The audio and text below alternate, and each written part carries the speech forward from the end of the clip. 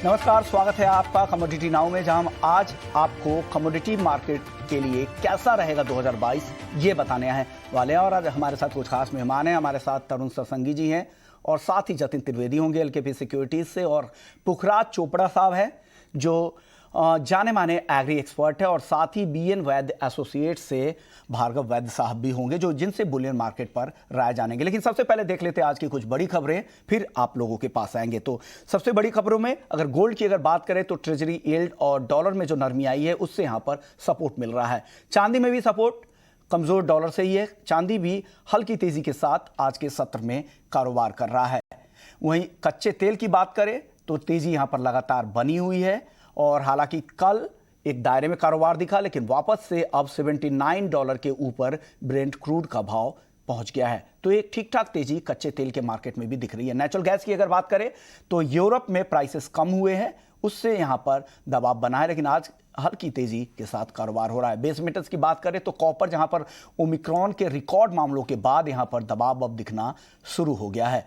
Copper के बाद कुछ और बेस मेटल्स की अगर बात की जाए तो उसमें जिंक पर भी आज रेंज में कारोबार जिंक में हो रहा है। एनर्जी क्राइसिस से कीमतों को सपोर्ट मिल रहा है क्योंकि उत्पादन पर इसका असर होगा। जिंक के बाद निकेल की अगर बात की जाए तो निकेल को लेकर भी चिंता इस बात की है कि फिलीपींस से सप्लाई आगे बढ़ेंगे और इससे दबाव यहां पर कीमतों पर दिख सकता है। निकेल के बाद अब बात एल्यूमिनियम की कर लेते हैं। एल्यूमिनियम की अगर बात की जाए तो सप्लाई की चिंता यहां पर बरकरार है, उससे यहां पर सपोर्ट मिल रहा है। अब कुछ एग्री मार्केट की बात कर लेते हैं, जहां पर सबसे पहले ग्वार की, जहां पर ऊपरी स्तरों पर मुनाफा वसूली यहां पर हावी हो गई है। 10,500 रुपए के नीचे आ गया है ग्वारगम का वायदा। पांचवी और आखिरी खबर वो है कॉटन केक को लेकर, जहां मजबूत हाजिर मांग से यहां पर तेजी दिख रही है। तो चलिए अब कमोडिटी नाउ में शुरुआत कर लेते हैं। 2022 मार्केट के लिहाज से कैसा रहेगा, किस तरह के रिटर्न की उम्मीद 2022 में करते हैं, क्योंकि 2021 के रिटर्न तो काफी फीके रहते हैं। हमारे साथ तरुण सत्संगी और जतिन त्रिवेदी भी बने हुए हैं। जतिन, क्या लग रहा है 2022 में से आप किस तरह के रिटर्न की उम्मीद कर रहे हैं बुलियन मार्केट में?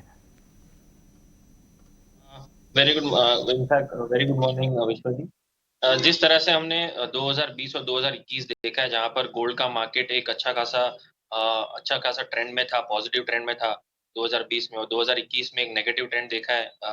छोटी सी नेगेटिव ट्रेंड है 4 से 5% की। तो जिस तरह से मार्केट शेप्ड अप है और फंडामेंटल्स हम देखेंगे कि फेडरल रिजर्व की इंटरेस्ट रेट हाइक जो है वो रुझान में रहेगी फर्स्ट क्वार्टर में, स्पेशली इंटरेस्ट रेट के साथ में इन्फ्लेशन को अगर हम देखें तो वो भी जो है वो बहुत ज्यादा इंपॉर्टेंट प्ले करेगा। लेकिन मेजरली सब देखें तो रुपए की जो चाल है वो भी कहीं ना कहीं एक गोल्ड के ऊपर थोड़ी सी हावी हो रही है। जिस तरह से रुपया मजबूत हुआ है पिछले एक आध महीने से, तो गोल्ड पे थोड़ा सा प्रेशर जो है डोमेस्टिक मार्केट में बिल्टअप हुआ है। सो ऑल इन ऑल में अगर मैं देखना चाहूंगा तो फर्स्ट हाफ जो है वो कहीं ना कहीं रेंज बाउंड से पॉजिटिव ट्रेंड जो है वो देखने मिल सकता है गोल्ड के अंदर। लेवल भी हम देख लें तो 47,000 से लेके 50,000 के रेंज के अंदर प्ले कर रहा है, और अभी जो है वो रेट कहीं ना कहीं लोअर रेंज के आसपास ट्रेड करते हुए देखने मिल रहा है। तो फर्स्ट हाफ डेफिनेटली 47 से 50,000 के बीच का आउटलुक है मेरा। सेकेंड हाफ में थोड़ा सा वॉलेटाइल सेशन रह सकता है। सो सेकेंड हाफ में थोड़ा सा अनिश्चितताएं बनी रह सकती हैं। जिस तरह से मार्केट रहेगा उस समय उसको नजरिया देखना जरूरी रहेगा। लेकिन टेक्निकली अगर मैं देखूं तो डेफिनेटली 50,500 के ऊपर जब भी प्राइसेस ट्रेड करना शुरू करेंगे, उसके बाद एक मीडियम टर्म जो है उसके अंदर एक तेजी जरूर देखने मिलेगी। तो फंडामेंटली सेकंड हाफ जो है वो कहीं ना कहीं अनसर्टन है, बट टेक्निकली अगर मैं बोलूं तो फर्स्ट हाफ मुझे रेंज बाउंड से पॉजिटिव लग रहा है गोल्ड का मार्केट 50,000 से 47,000 के बीच में। और सेकंड हाफ में टेक्निकली अगर मैं देखूं, अगर ये ब्रेकआउट कभी भी आ जाता है 50,500 के ऊपर फर्स्ट हाफ या सेकंड हाफ जब भी, तो एक स्ट्रॉन्ग बुलिश रेंज जो गोल्ड डेफिनेटली दिखाएगा, जो उसको 53,000 से 54,000 के बीच कहीं पे भी लेके जा सकता है इमीडिएट। ओके, तो ये व्यू है आपका बुलियन मार्केट को लेकर कि 2022 में कैसा रहेगा। तरुण जी, आपको कैसा लग रहा है 2022 किस तरह की उम्मीद आप कर रहे हैं? क्या 2021 में जिस तरह के निगेटिव रिटर्न देखने को मिले हैं, क्या यही कंटिन्यू तो नहीं होगा 2022 में? हाय, गुड मॉर्निंग। गोल्ड में हमने देखा था अगस्त 2020 को तकरीबन 55,000 के हाई लगाए थे। उसके बाद में करीबन सवा साल हो गया है गोल्ड नेगेटिवली परफॉर्म कर रहा है। इतने सारे ट्रबलसम सिचुएशन रहा, लेकिन जिस तरीके से रीओपनिंग ऑफ इकोनॉमीज हुई और जिस तरीके से एक्टिविटी परकअप हुई, उसका नेगेटिव इम्पैक्ट हमने प्राइस पर आते हुए देखा। अभी देखिए, हमारा ऐसा मानना है टेपरिंग स्टार्ट हो चुका है। रेट हाइक्स देखने को मिलेंगे 2022 में यूएस 3 टाइम्स करने का यूएस में 3 टाइम्स होने के चांसेस है। हमारा ऐसा मानना है कि ब्रॉडली जो गोल्ड रहेगा $1650 से $1950 के बीच में रहेगा। डोमेस्टिक मार्केट में 43,000 से 41,000 51,000 के बीच में रहेगा। बायस जो रहेगा ग्रेजुअली डाउनसाइड टिल्टेड रहेगा। जब रेट हाइक का सिनेरियो आएगा पास में तब तक डॉलर में हम तेजी आते हुए देखेंगे और वो गोल्ड को नेगेटिवली इम्पैक्ट करेगा। मेरा ऐसा मानना है कि 43,000 के आसपास गोल्ड के प्राइस आने चाहिए 2022 में एंड इवन सिल्वर में भी 70,000 अपसाइड सिनेरियो रहेगा, 55,000 डाउनसाइड रेंज रहेगा। ग्रेजुअली जो है पाथ ऑफ डिक्लाइन रहेगा और 55,000 के आसपास सिल्वर के प्राइस आने चाहिए। ओके ओके, तो ये आउटलुक है गोल्ड और सिल्वर को लेकर तरुण जी का। हमारे साथ भार्गव वैद्य साहब भी हैं, वीएन वैद्य एंड एसोसिएट्स के। सर, स्वागत है आपका ईटी नाउ स्वदेश पर। सर, 2021 काफ़ी स्लगिश रहा है बुलियन मार्केट के लिए। 2022 से आप क्या उम्मीद कर रहे हैं? 2021 में एक जो अनसर्टेनिटी, कोरोना अनसर्टेनिटी जो प्रीमियम था वो एक हावी रहा था, जो अभी धीरे धीरे कम हो गया है। जिस तरह से सभी इकोनॉमीज ने परफॉर्म किया है और जिस तरह से सभी इकोनॉमीज ने और सभी कंट्रीज ने स्टेप्स लिए थे इस हिसाब से, तो गोल्ड को स्टोर ऑफ वैल्यू और a slow rise better than inflation मैं एक्सपेक्ट कर रहा हूँ 2022 में। जो उसकी नॉर्मल एक कैटेगरी है जिसमें वो क्लासिफाई होता है, तो उस हिसाब से ही चलेगा।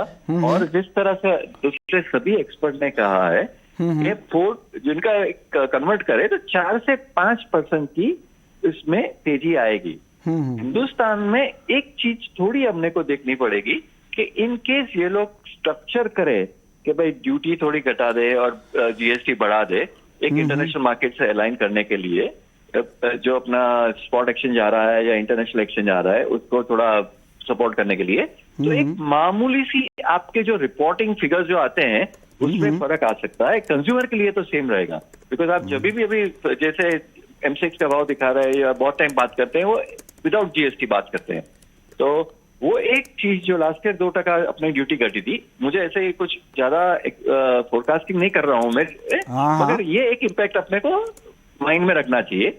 और मगर एक कॉमन मैन के लिए gold will be good buy और 4 से 5% का रिटर्न तो रहेगा ही। और जैसे सभी ने कहा कि कोई भी डिप हो, थोड़ा भी अगर 500 रुपए का भी डिप यहाँ से मिले तो it is a very good buying opportunity. Okay, यानी डिप पर आपको खरीदारी की सलाह यहाँ पर दे रहे हैं। सर, चांदी को लेकर क्या लग रहा है?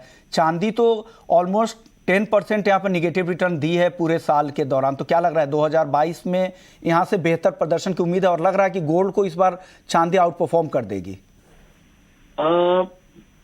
देखिए, चांदी का हर एक मूवमेंट एक्सैजरेटेड रहता है, मगर चांदी का आउटलुक आपको क्वार्टर वाइज या मंथली लेना चाहिए।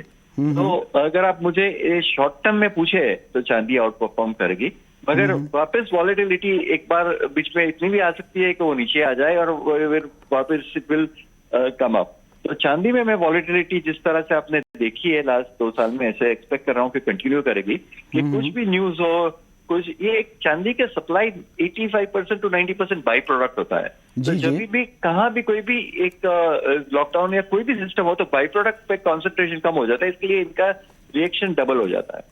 तो इसके हिसाब से चांदी वॉलेटाइल रहेगी। आपका जो व्यू है कि चांदी आउट परफॉर्म करेगी, जो सवाल था कि गोल्ड को फर्स्ट क्वार्टर के लिए yes, through out the year के लिए मैं नहीं मानूंगा कि भाई वापस वही लेवल पे आ जाएगी कि थोड़ा नेगेटिव उससे कम होगा रिटर्न। ओके, तो ये भी हुआ गोल्ड और सिल्वर को लेकर। शुक्रिया भार्गव वैद्य साहब, आपने वक्त निकाला और गोल्ड और सिल्वर का आउटलुक 2022 के लिए बताया।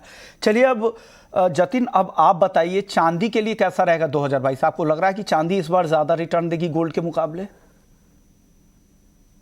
ये एक पॉजिटिविटी का रुझान जो है डेफिनेटली देखने जरूर मिल सकता है, क्योंकि फैक्टर्स जो है वो कहीं ना कहीं गोल्ड के लिए जो फेवरेबल रहेंगे वो चांदी के लिए भी रहेंगे।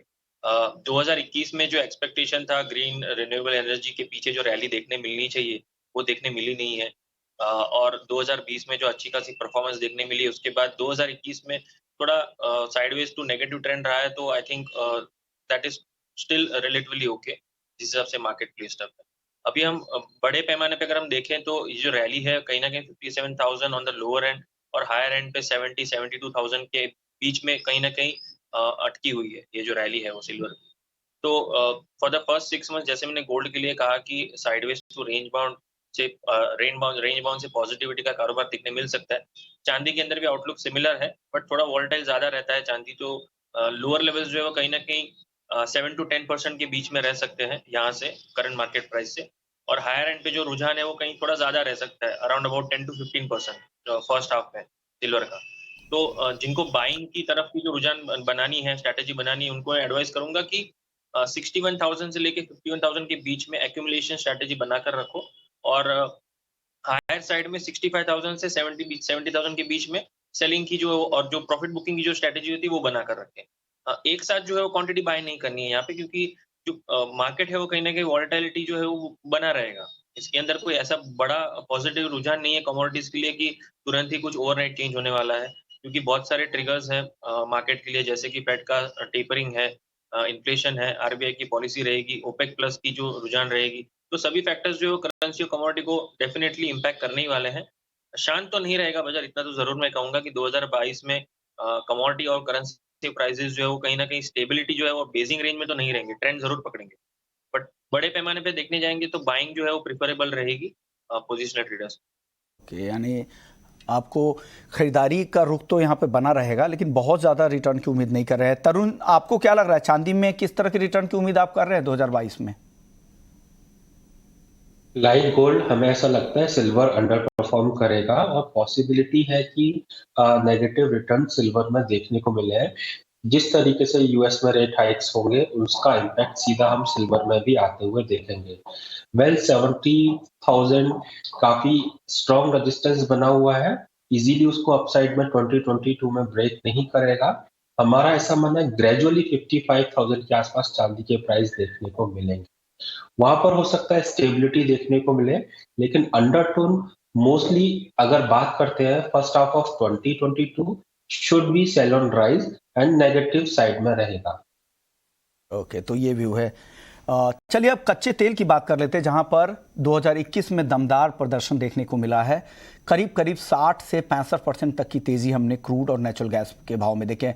तरुण, क्या लग रहा है 2022 में क्या ये रैली कंटिन्यू होती आपको दिख रही है, या ओमिक्रॉन का संकट जिस तरह से चल रहा है अब यहां से बहुत तेजी नहीं दिखेगी, धीरे धीरे प्राइस नीचे आएंगे?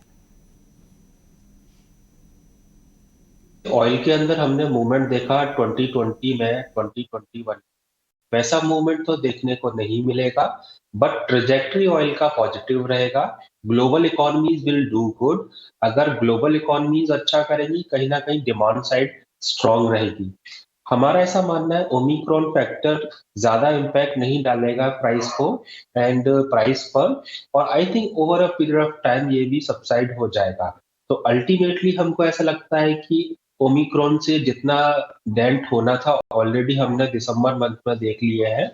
नाउ ऑनवर्ड्स जो है path of rally will continue, but यहाँ पर एक चीज हम मेंशन करना चाहेंगे, $60 के नीचे प्राइस ओपेक नहीं जाने देगा, $90 के ऊपर प्राइस यूएस नहीं जाने देगा। तो कहीं ना कहीं इस रेंज के बीच में ही टग ऑफ वॉर होना चाहिए, but as we said economy will do good, demand side will be stronger, simultaneously supply OPEC की तरफ से बढ़ेगी, that will also keep check on substantial rise.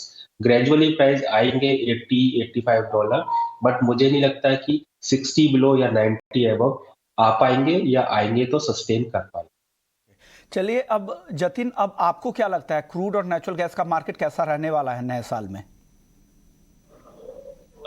Vishwajeet, crude का मार्केट जो है वो एक बड़ी तेजी जो है वो 12 साल के बाद दिखा चुका है ये साल में 2021 में, जहां पर हमने 53 से लेकर 57% की रैली देखने मिली है WTI और ब्रेंट के अंदर रिस्पेक्टिवली।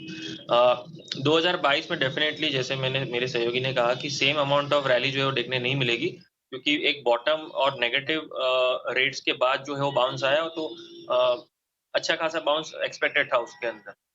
2022 से मेरा आउटलुक ये है कि कहीं ना कहीं बाय ऑन डिप्स की स्ट्रैटेजी जो है अभी भी मेंटेन रखना चाहिए, क्योंकि रिस्की मार्केट्स में अभी भी कोई बहुत बड़े पैमाने पे नेगेटिविटी नहीं है।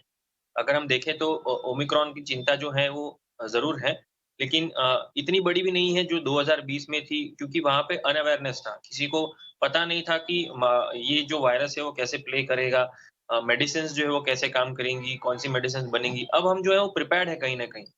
मेडिकल फैसिलिटीज़ से लेकर के अगर हम बात कर लें, वैक्सीनेशन से बात कर लें, तो ये सभी फ्रंट से द ह्यूमन रेस जो प्रिपेयर्ड है आगे के लिए, कि अगर कोई भी चिंता अगर बढ़ने शुरू हो जाती है, तो रिस्ट्रिक्शंस जो है वो भी अपना काम कर रहे हैं, ज़्यादा भीड़ ना जमा करने के कारण से। तो ये सब फैक्टर्स जो है कहीं न कहीं एक पॉजिटिविटी रुझान जो है बनाकर रखेंगे। सेक्टर वाइज़ स्पेसिफिकली पॉजिटिव रुझान देखने मिलेगा।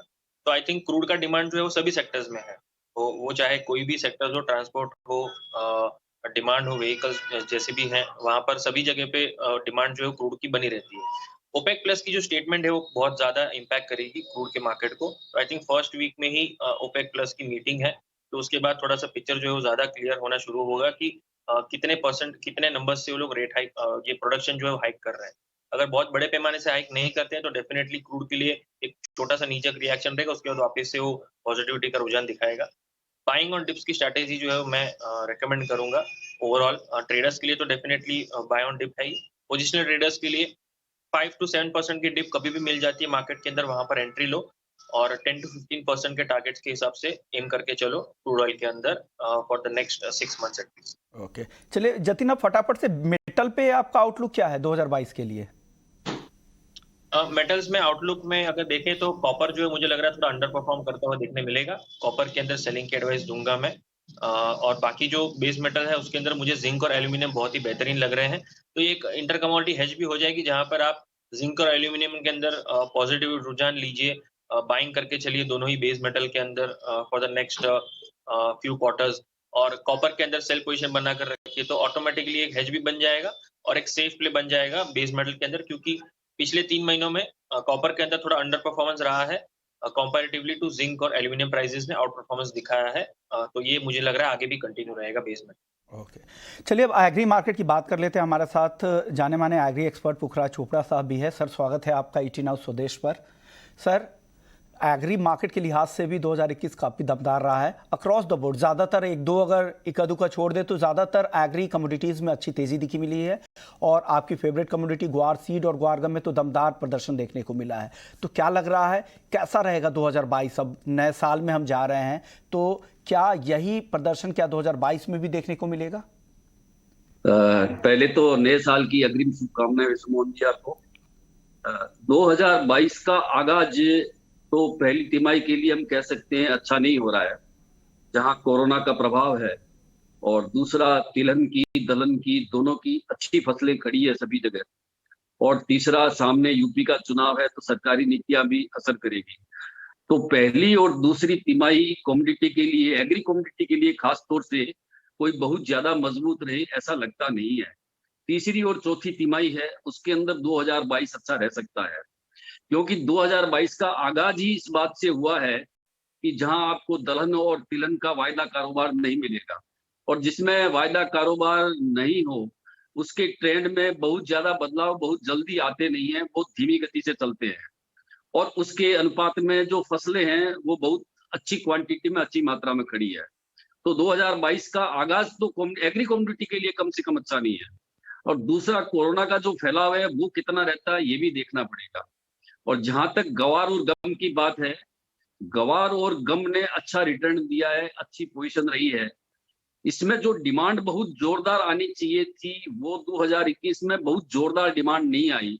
उम्मीद करते हैं कि 2022 में कोई अच्छी डिमांड आए तो इसके अंदर तेजी बन जाएगी, वरना इसका फ्यूचर भी फिर नेक्स्ट मानसून पर चला जाएगा, क्योंकि जैसे ही अब 2 महीने 3 महीने निकलेंगे उसके बाद में मानसून की बातें शुरू हो जाएगी, तो अब फिर ये मानसून पर निर्भर रहने लग जाएगा। ग्वार ऐसी कमोडिटी है जो 3 महीने फसल पे चलती है, 3 महीने मानसून पे चलती है, और 3-4 महीने फसल ये डिमांड सप्लाई पे चलती है। तो विष्णुमोहन जी, मैं ये कह सकता हूँ आपको कि एग्री कमोडिटी की पहली और दूसरी तिमाही तेजी के लिहाज से अच्छी नहीं है, ट्रेंड में अप डाउन होता रहेगा, पर तीसरी और चौथी तिमाही अच्छी रहनी चाहिए विष्णुमोहन जी। तीसरी और चौथी तिमाही अच्छी रहेगी तो किस एग्री कमोडिटी में लग रहा है, या अक्रॉस द बोर्ड लग रहा है कि सभी एग्री कमोडिटी बेहतर प्रदर्शन करेंगे? देखिए, एग्री कमोडिटी के अंदर मुझे सबसे बढ़िया जो आइटम लगता है वो है मसाला, और मसाला के साथ में इसबगुल को भी लिया जा सकता है। उसके बाद में इसका नंबर आएगा जो लास्ट में, वो आएगा मस्टर्ड सीड में। और उसके साथ साथ हम एक्सपोर्ट को यदि देखते रहेंगे तो ग्वार गम में भी अच्छा चांस मिल सकता है। हाल फिलहाल नहीं है, पर 2022 में उम्मीद तो की जा सकती है। तो एग्री कमोडिटी के अंदर जो सबसे बढ़िया 2022 रहने वाला है वो आपका जीरा है, धनिया है, हल्दी है, इसबगुल है, इनमें सबसे अच्छा रहने वाला है। जहां तक जीरा की बात है, जीरा की जो व्यापारिक अनुमान है, इसकी बिजाई के आंकड़े 50 से 60-65% के आसपास आ रहे हैं। अगर ये बिजाई व्यापारिक अनुमान वाली सही निकली तो निश्चित रूप से इसके नए भाव बनने की उम्मीद है जीरा के, और नए भाव बन सकते हैं। जिस तरह से अभी हल्दी चल रही है उसी तरह से जीरा भी चलने की उम्मीद है। ओके चोपड़ा साहब, ये कॉटन भी काफी मजबूती दिखाया 2021 में, क्या लग रहा है कॉटन की ये तेजी बनी रहेगी? कॉटन और कॉटन केक पर आपका आउटलुक? जी, कॉटन में तेजी बने रहेगी, विश्व बाजारों में भी तेजी है और आगे भी तेजी की ही उम्मीद है। दरअसल कॉटन का जहां फसल की बात होती है कमजोर, तो वहां इसकी खपत भी धीरे धीरे बढ़ रही है। लोग कॉटन की तरफ, कपास की तरफ ये डाइवर्ट होते जा रहे हैं। तो इसका भविष्य तो निश्चित रूप से उज्जवल है, और कई सालों बाद में इतना बढ़िया भविष्य देखने को मिला है जो 2022 में कायम रह सकता है। ओके तरुण जी, अब आप बताइए, आपको कैसा लग रहा है एग्री का मार्केट नए साल के लिए? स्टार्ट मैं कॉटन से करूंगा। जैसे मेरे सहयोगी जी ने कहा, हमारा भी ऐसा मानना है 2022 कॉटन के लिए काफी अच्छा रहेगा, क्योंकि यहाँ पे सप्लाई टाइट है। ग्लोबली 7% प्रोडक्शन कम है, इंडिया 2% कम है। Demand year on year basis पे राइज हो रही है। एंडिंग स्टॉक की बात करते हैं इंडिया का, तो वो 2% से डाउन होकर 16% रहेगा, विच इज इंडिकेटिंग कि आने वाले टाइम में सप्लाई टाइटनेस रहेगी। हमारा ऐसा मानना है कि आने वाले लाइक 2022 के अंदर इवन 35,000 तक भी कॉटन के प्राइस आ सकते हैं। कॉटन सीड ऑयल के हो सकता है कि 3,200 तक आए। बात करें एडिबल ऑयल एंड सीड की, आई थिंक मुझे मस्टर्ड में गिरावट लगती है, बम्पर क्रॉप होने का अनुमान है। हो सकता है 11 मिलियन टन्स का प्रोडक्शन हो। जिस तरीके से सोइंग के नंबर्स आ रहे हैं, ईयर ऑन ईयर 21% हायर है, और एरिया बढ़ने का चांसेस है बाई 20%। मस्टर्ड का अगर क्रॉप अच्छा होता है तो सर्टेनली प्राइस डिप्रेस होंगे, और हो सकता है कि 6500 तक भी हम पीक अराइवल टाइम में मस्टर्ड के प्राइस आते हुए देखें। ग्रेजुअली ऑयल के प्राइसेस इंटरनेशनल मार्केट में डाउन हो रहे हैं, क्योंकि हमने बीन का और अच्छा प्रोडक्शन देखा है। यूएस में, अर्जेंटीना और ब्राजील में अच्छा प्रोडक्शन होगा, इंडिया में अच्छा प्रोडक्शन है। तो जो एडिबल ऑयल एंड सीड के अंदर बैक टू बैक 2 इयर्स अच्छे रिटर्न्स थे, आई थिंक वो सॉफ्टनेस रहेगी 2022 के अंदर। ओके चलिए, तो इस तरह का आउटलुक आपको एग्री और नॉन एग्री को लेकर तरुण जी को लग रहा है, और साथ ही पुखराज चोपड़ा साहब को भी लग रहा है कि तीसरी और चौथी तिमाही बेहतर रहने की उम्मीद एग्री मार्केट को लेकर है। तो ये आउटलुक निकल कर रहा है नॉन एग्री मार्केट को लेकर और एग्री मार्केट को लेकर। शुक्रिया पुखराज चोपड़ा साहब आपका, तरुण आपका और जतिन आपका, आप तीनों ने वक्त निकाला ईटी नाउ स्वदेश के लिए। तो कमोडिटी नाउ में फिलहाल इतना ही, लेकिन आप बने रहिए ईटी नाउ स्वदेश।